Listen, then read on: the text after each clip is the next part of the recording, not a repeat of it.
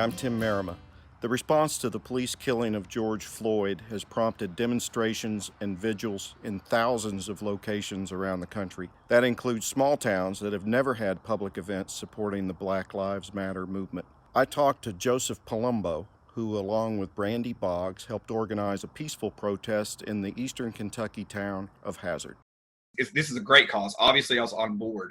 But in the back of my head, I'm like, Hazard, Eastern Kentucky, I don't know how much traction we'll get.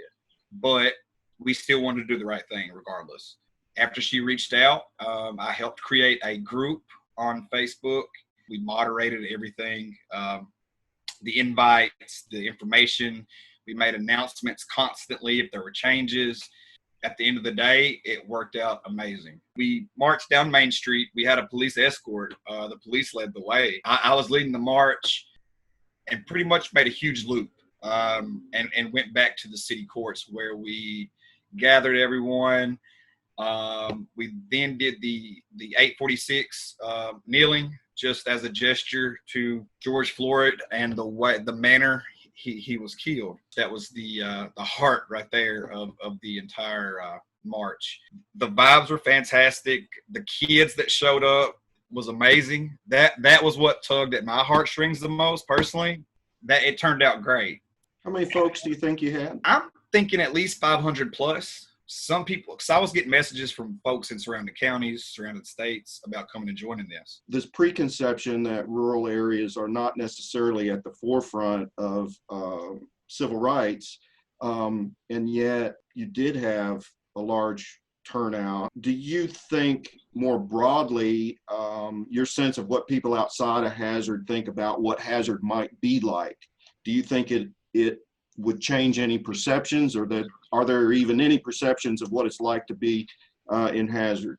Looking around and seeing all the diversity, seeing the different ages of folks, seeing the city officials, police officers, people from every, walk of life was out there. And yes, I think when more people see what's happening in the smaller communities and the rural communities when it comes to this issue, it is going to blow a lot of minds. It's blown mine, and I'm from here, so I can only imagine what folks are going to think outside of the circle. Another thing I've heard is just a discussion of how much more engaged young people are right now in the issue, and that leadership is coming from a new generation. And is that how it felt to you when you were organizing and when the event happened itself? Absolutely. People emphasize be the change, and a lot of young folks in this group and in this area and other places are walking the walk. You know what I mean? They are getting out there and putting in work on the ground. It's been amazing. Well, say some more about that. What, in this case, what does it mean to be engaged and walk the walk? What are folks doing? Well, they're definitely pushing the envelope when it comes to voting registration, getting people to vote, turning out. For example, me personally, I've sort of been. It's hard to explain. We organized this. I woke up the next day and folks are asking me, and I'm getting calls and messages asking me to run for city council here in Hazard, which has literally blew my mind. I'm interested in politics, and I brushed it off. But I've sat and thought, and I think that it's a possibility, and I'm going to push for that. I'm going to try to throw my hat in the ring for city council, hopefully bring a little change in our area. The young people gave me the spark I needed. I mean, I'm not old, but of course, it's just the energy has sparked everybody to get up and not just argue and debate on Facebook. I feel like the more rural communities like Hazard and the other places like Harlan, Ashland, I think Corbin, all these places have had protests. I think the more places like this do have engaged folks ready to protest, ready to sit in, ready to vote and get their ideals out there.